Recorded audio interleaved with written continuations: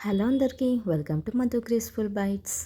ఈరోజు మన ఛానల్లో మీకోసం ఒక మంచి బ్రేక్ఫాస్ట్ రెసిపీతో వచ్చేసాం. అదే గుంత పొంగనాలు అలాగే టమాటా చట్నీ. ఈ రెండు కాంబినేషన్ చాలా బాగుంటుంది కదండి. మార్నింగ్ టైంలో ఇలాంటి మంచి బ్రేక్ఫాస్ట్ చేస్తే పిల్లలు అలాగే పెద్దవాళ్ళు చాలా ఇష్టంగా ఎంజాయ్ చేస్తూ తింటారు. మరి ఇలాంటి టేస్టీ అయిన గుంత పొంగనాలు ఈజీగా ఎలా ప్రిపేర్ చేయాలో ఈరోజు చూపిస్తున్నాను.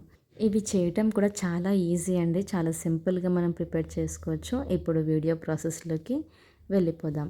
మన ఇంట్లో దోశ బ్యాటర్ ఉంటుంది కదండి, ఆ దోశ బ్యాటర్ తోటి ఇది ప్రిపేర్ చేస్తున్నాను. దాంట్లోకి మనం కొద్దిగా ఉల్లిపాయలు అలాగే కొద్దిగా జీలకర్రని వేసుకోవాలి. తరువాత కొద్దిగా పచ్చిమిర్చి అలాగే కొత్తిమీర కూడా వేసేసుకోవాలి. ఇలా వీటిని వేసుకున్న తర్వాత నేను దీంట్లోకి క్యారెట్ తురుముని యాడ్ చేస్తున్నాను. ఇలా మనము క్యారెట్ తురుము వేసుకున్న తర్వాత దీంట్లోకి మనము రుచికి సరిపడంత ఉప్పుని వేసుకోవాలి. ఇలా మనం వీటిని వేసుకొని బాగా మిక్స్ చేసుకోవాలి.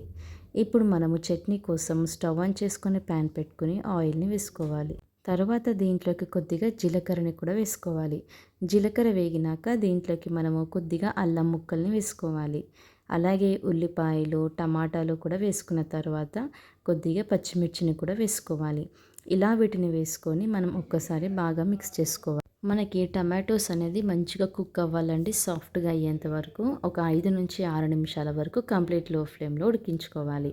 ఇలా మంచిగా ఉడికాక దీన్ని మనము మిక్సీ జార్లో వేసేసుకొని కొద్దిగా పసుపు వేసుకొని గ్రైండ్ చేసుకోవాలి. ఇలా మనం వీడియోలో చూపిస్తున్న విధంగా చట్నీ అనేది ప్రిపేర్ చేసుకోవాలి. తర్వాత దీంట్లోకి రుచికి సరిపడేంత ఉప్పుని వేసుకోవాలి. ఇప్పుడు ఈ చట్నీకి మనము తాలింపు పెట్టేసుకుందాం. ముందుగా కొద్దిగా ఆయిల్ని వేసుకోవాలి. దీంట్లోకి మనము కొద్దిగా ఆవాలని వేసుకోవాలి.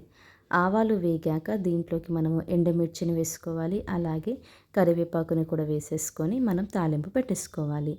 ఇప్పుడు మనము గుంత పొంగనాలు వేసేసుకుందాం. ఇలా పొంగనాలది ప్యాన్ ఉంటుంది కదండి, ఆ ప్యాన్ని మనం స్టవ్ మీద పెట్టేసుకొని మనం మంచిగా హీట్ చేసుకోవాలి. మీడియం ఫ్లేమ్ పెట్టుకొని దీంట్లోకి మనం ముందుగా కొద్దిగా ఆయిల్ని వేసుకోవాలి. ఇలా ఆయిల్ని వేసుకున్న తర్వాత దీంట్లోకి మనము పొంగనాలు వేసేసుకోవాలి. మనం ముందుగా ప్రిపేర్ చేసి పెట్టుకున్న బ్యాటర్ ఉంది కదా, అది దీంట్లోకి వేసేసుకోవాలి. ఎక్కువగా ఫుల్గా వేసుకోవద్దండి, కొంచెం తక్కువగానే వేసుకోవాలి. ఎందుకంటే అవి పొంగుతుంది కాబట్టి ఇలా మనం కొద్దిగా తక్కువగా వేసుకొని ఇవి ప్రిపేర్ చేసుకోవాలి. ఇలా వీటన్నిటిని కూడా వేసేసుకోవాలి. ఇవి వేసుకున్న తర్వాత మనం ఒక 5 నిమిషాల వరకు కంప్లీట్ లో ఫ్లేమ్లో కాదు, మరి హై ఫ్లేమ్లో కాదు, మీడియం ఫ్లేమ్ పెట్టుకొని దీన్ని బాగా మనము వేయించుకోవాలి. నాకైతే మీడియం ఫ్లేమ్లో ఒక 5 మినిట్స్ పట్టిందండి. చూసారు కదా ఎంత మంచి కలర్ వచ్చిందో.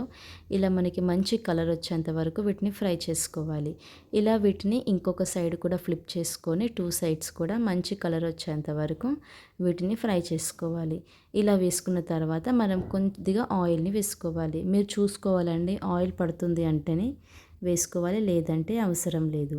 ఇలా ఆయిల్ని వేసుకొని 2 సైడ్స్ మంచి కలర్ వచ్చాక దీన్ని మనం సర్వ్ చేసేసుకోవాలి. అంతే అండి, చూసారు కదా గుంత పొంగనాలు ఎంత ఈజీగా ప్రిపేర్ చేసామో.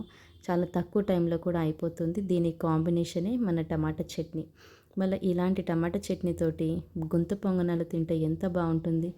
మన మార్నింగ్ బ్రేక్ఫాస్ట్ ఇలాంటి మంచి రెసిపీతోటి స్టార్ట్ చేస్తే ఆ డే అంతా కూడా చాలా బాగుంటుంది కదండి. మరి ఇంకెందుకు లేట్, ఈ గుంత పొంగనాలు అలాగే టమాటా చట్నీ చూసారు కదా. ఇప్పుడు మీరు కూడా మీ ఇంట్లో తప్పకుండా ట్రై చేయండి. ఇలాంటి సింపుల్ రెసిపీస్ మన ఛానల్లో ఎన్నో ఉన్నాయండి. ఆ లింక్ వచ్చేసి నేను డిస్క్రిప్షన్ బాక్స్లో ఇచ్చాను, వెళ్ళి చూసేయండి. చూసి మీరు కూడా తప్పకుండా ట్రై చేయండి. ఈ గుంత పొంగనాలు వీడియో చూసి మీరు ట్రై చేశాక మీకు ఎలా కుదిరిందో మాతో షేర్ చేసుకోవడం మాత్రం అస్సలు మర్చిపోకండి. Thank you for watching Madhu graceful bytes. Like, share, subscribe.